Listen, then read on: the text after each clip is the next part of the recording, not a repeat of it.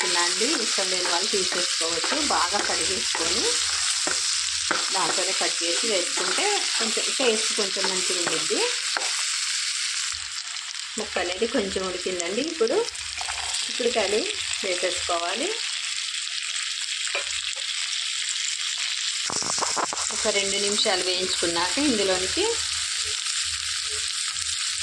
కడిగి తీసుకున్న వంకాయలండి వేసేసుకోవాలి. వంకాయలు అనేవి తొందరగా మగ్గిపోతాయి కాబట్టి లాస్ట్లో వేసుకోవాలండి.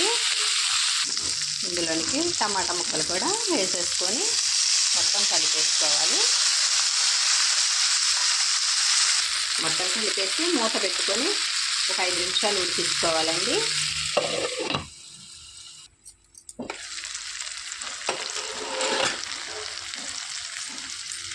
ఒక 50% వరకే కుక్ అయిపోయిందండి. ఇందులోనికి ఇప్పుడు